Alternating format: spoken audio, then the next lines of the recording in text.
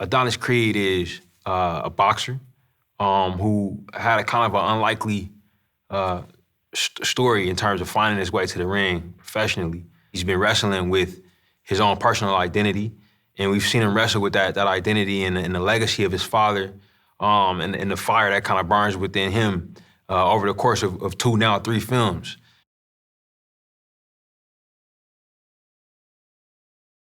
I think some of the themes that we explore through the character of Adonis are um, legacy, identity, the idea of self-determination. I think class struggles, are something that we explore through Adonis. He's an African-American character, a Black character in the world of boxing. And I think that it's crazy enough. It's not often explored, fictionally. So that's another element of it as well.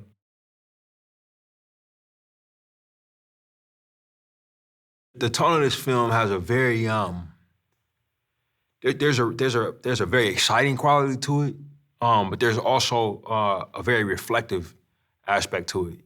This idea of overcoming your own traumas. Overcoming your own past and learning how to forgive yourself. That's something that Michael was very interested in.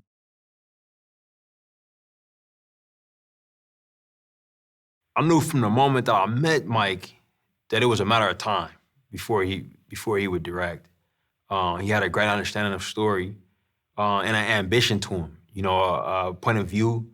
A belief that certain stories should be out there and it should exist. So I was definitely encouraging him to go for it.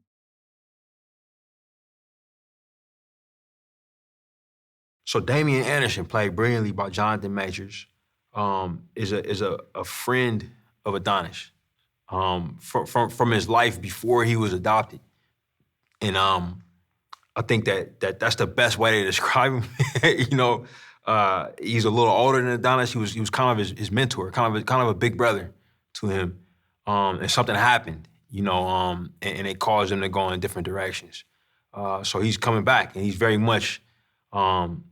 He's very much a character who brings Adonis's past back with him, and represents a type of reckoning and reflection, that Adonis is kind of forced to go through.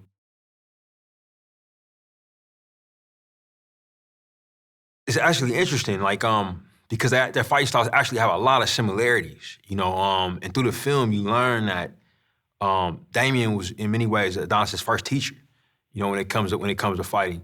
I think it's a big surprise for the audience, and so they actually fight. Like there's some similarities to how they fight.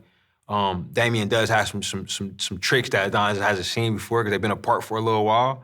And more than the styles of boxing in the ring, Damian is a character who's very crafty. Who's constantly studying, who's constantly trying to suss out the other character's weaknesses and is not afraid to exploit them.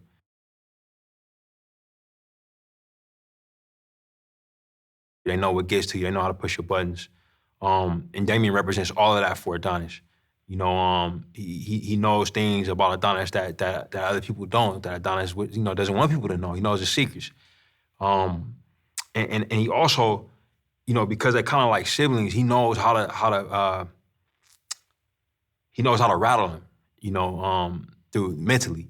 And I think that so much of boxing, so much of any like high level performance like this, high level sport is mostly mental. So he knows how to play mind games with him.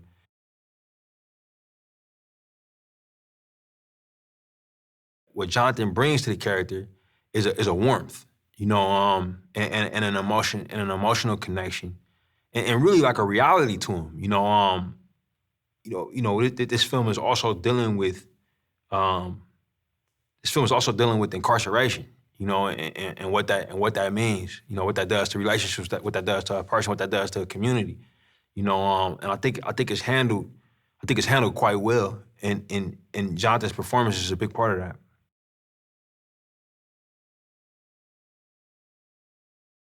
One of the most exciting things about Creed 3 is the character of Mora.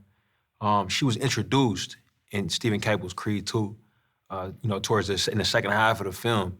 And audiences, I think, really connected with the journey that the characters of Adonis and Bianca went on, and just the anticipation of becoming parents, and it was very important to me in the first Creed to have certain elements of deaf culture, in the film, and bringing Amara to life in the film as the young deaf actress, Mila Davis Kent, who does a beautiful job, representing that character, and I think audiences are really gonna fall in love with her.